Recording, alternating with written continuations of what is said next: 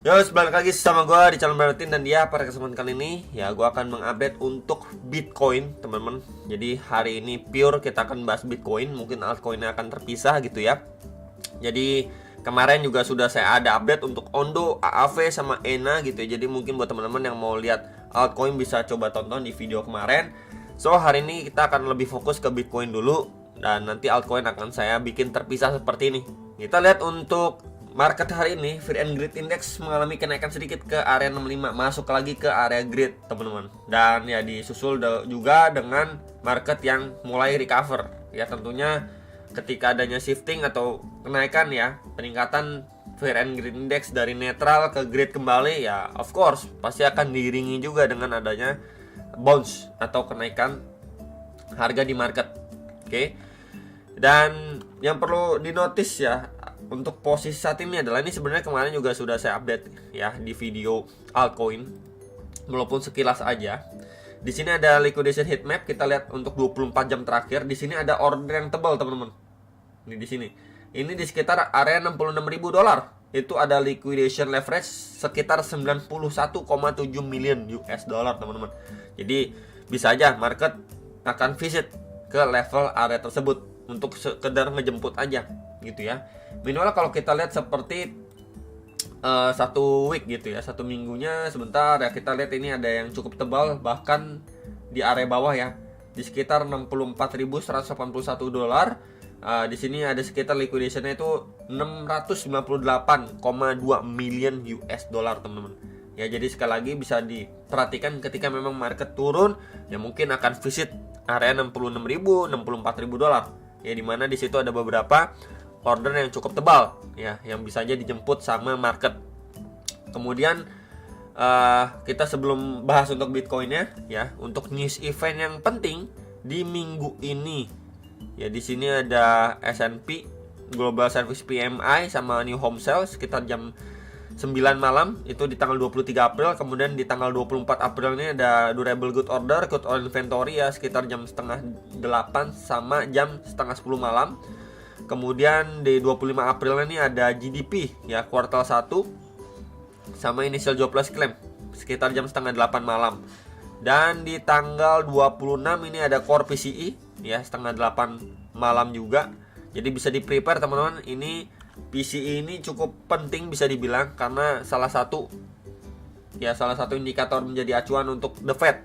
Apakah nanti next meetingnya mereka akan cut rate atau masih hold dulu ya. Jadi ini bisa menjadi penggerak market juga bisa gitu. Market akan cukup volatile di tanggal 25 dan tanggal 26 April gitu. Jadi prepare, teman-teman sekalian. Dan ya here we go, kita akan bahas untuk si Bitcoin dulu. Bitcoin kemarin ada saya sampaikan ya, ini adalah area krusialnya di sekitar 66.000 dolar. And then dia mampu break dengan impulsif, teman-teman. Dan posisi sekarang ini ketahan ya. Kalau kita lihat secara daily-nya, waktu closing dan opening candle di kisaran 12 dan 13 April ini memberikan efek lah ya pada Bitcoin. Kita bisa lihat bikin buntut sampai situ, next candle langsung di sini adanya rejection. Posisi saat ini adanya rejection. So kalau ini yang terjadi, maka area terdekatnya ya, area target koreksi terdekatnya untuk si Bitcoin, so akan visit area ini terdekat, teman-teman, di sekitar 65.500, 66.000 dolar. Ya dimana juga tadi kita bisa lihat ya, liquidation heat mapnya itu terdekat di 66.000 dolar. Kemudian next lagi di 64.100 dolar. Ini menjadi area pertimbangan untuk teman-teman.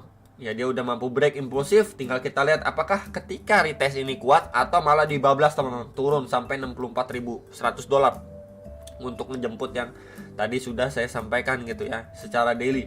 Secara overall kita bisa perhatikan ya, setelah dia drop seperti ini and then kemudian mengalami kenaikan ya, tinggal kita lihat apakah kenaikan ini bersifatnya hanya sekedar retest aja before dia lanjut turun lagi gitu ya, masuk ke box ajaib yang kemarin itu hampir dites, hampir disentuh dan belum kesentuh lagi gitu ya, atau malah good scenario-nya ya untuk si Bitcoin ya udah dari area sini dia cuma sekedar retest aja before dia lanjut naik ya ke area 68.800, 70.000 dolar untuk si Bitcoinnya ya. Ini bisa menjadi bahan pertimbangan teman-teman sekalian ya. Balik lagi, area ini adalah area krusial nih di sini Ini bisa menjadi area krusial untuk si Bitcoin posisi saat ini ya, yang nanyain.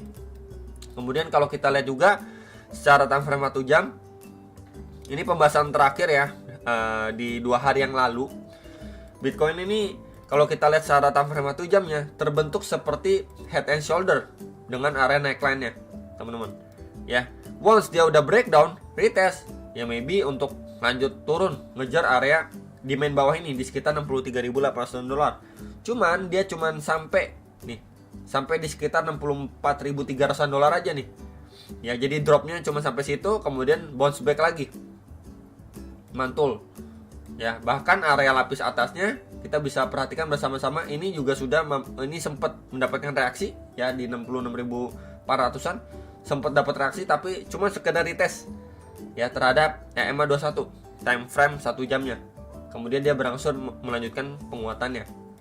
Nah, kalau kita lihat secara time frame 1 jam, ini menjadi next area yang perlu sekali diperhatikan, teman-teman.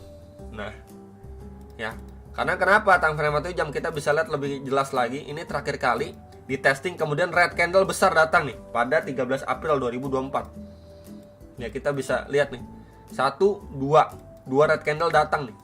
Ya, bahkan dia down sampai 59.000 dolar. Berarti kan selling pressure-nya strong banget di sekitar area ini. Ini di sekitar 67.035 dolar sampai 67.244 dolar. Dan kalau kita lihat posisinya, ya kita bisa perhatikan ya, visit di situ 1 2 3 tail candle, kemudian reject, teman-teman. Ya, berarti menandakan memang ada yang menunggu tetap aja. Ya, ini kan belum dites lagi nih semenjak 13 April. Ya, ada yang nunggu untuk jualan di kisaran situ, karena kita bisa lihat selling pressure itu 2 red candle time frame 1 jam ini besar banget ya, dari 67.200 sampai turun ke 59.000-an dolar gitu ya. Ini bisa menjadi concern untuk saat ini gitu ya. Minimal kalau kita geser sedikit lebih atasnya, nah here we go, kita akan mendapatkan level area ini.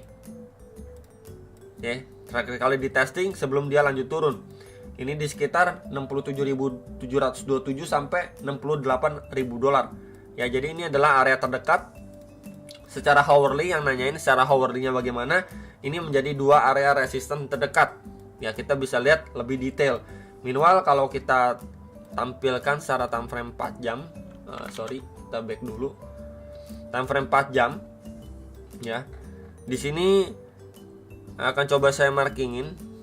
Sebentar, saya tandain di sini ya. Ini menjadi next area crucial moment ya, 69.600-an sampai 70.500-an dolar ya. Tapi sebelum area itu divisit ya, tentunya balik lagi secara time frame 4 jam kita bisa lihat di sini ya, ini adalah zona dengan area resist terdekat dan juga tebal juga nih, teman-teman, time frame 4 jam ya. Ini terakhir kali juga dites pada 13 April, dapat reject strong, teman-teman.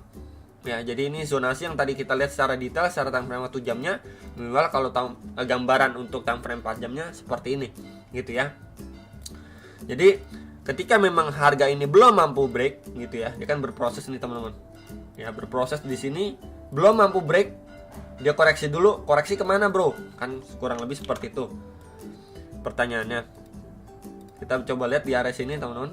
Nah, di sini ya, sebelumnya menjadi resisten di flip menjadi support, plus di sini ada EMA 21 ya. Ini di 65.200 sampai 65.680 dolar ya. Ini coba saya markingin terlebih dulu ya. Ketika memang price ini belum mampu break, maka dia akan visit ke box hijau ini. Kemudian kalau kita gunakan bantuan kakek Fibo juga, teman-teman ya, dari swing low time frame 4 jam ke previous swing high-nya, oke. Kemudian kita coba hilangkan ya, nggak apa-apa lah ya.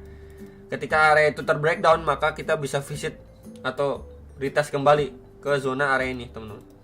Ya, ini sekitar 63.400 sampai 64.300 dolar. Ya, pas juga untuk liquidation heat map yang tadi juga sudah saya mention. Ya, next area target itu di sekitar 64.100 dolar. Jadi ya, kalau secara time frame 4 jamnya, kemungkinan kalau di area terdekatnya dia bablas gitu ya, dia bablas seperti ini ya, hopefully dari sini dia masih mampu mantul lah, kurang lebih seperti itu Ya what if kalau dari area sini dia mendapatkan rejection terlebih dulu. Tapi kalau misalkan invalidasinya gimana, dari area sini dia mampu take out terlebih dulu untuk ngejar next area target nih, $70.000 ya untuk si Bitcoinnya. Ya, jadi bisa diperhatikan terlebih dulu aja beberapa area krusial untuk si Bitcoin ya, zonanya. Jadi at least ketika di reject dari sini kalian udah mendapatkan gambaran terlebih dulu. Oh, beberapa area nih yang bisa divisit kira-kira sekitaran berapa gitu ya.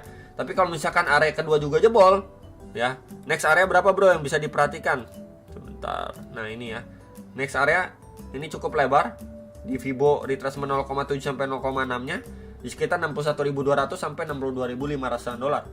Ya, sebelumnya kita bisa lihat juga di sini adanya reaksi dari buyers yang cukup strong, teman-teman. Ya. Kita bisa perhatikan untuk beberapa zona atau area tersebut dengan resisten-resisten terdekatnya gitu ya. Hopefully dengan adanya marking atau zonasi ini teman-teman bisa ya sedikit banyaknya bisa lumayan terbantu lah ya. Jadi sekali lagi bisa di prepare ketika memang dia mendapatkan koreksi dulu ya, bisa dipantau untuk beberapa next area targetnya gitu ya. Meanwhile kalau misalkan teman-teman sebentar ya, coba kita lihat secara time frame hourly-nya ya. Ini coba saya hapus dulu teman-teman. Oke ya, ini kita juga bisa gunakan sebuah trendline resistance ya. Kita bisa lihat overall dia masih respect ya. Ini reject 1, reject 2, ini reject ketiga, reject 4, dan ini reject 5 ya. Sudah 5 kali di testing. Apakah akhirnya dia mampu men-take out untuk break ya, ngejar $70.000? Selama dia masih ketahan di sini ya, masih adanya probabilitas untuk dia melanjutkan penurunannya kembali. Ya, jadi untuk short termnya kita bisa gunakan juga sebuah trendline resistance ini. Ya, kalau kita lihat secara time frame 1 jam.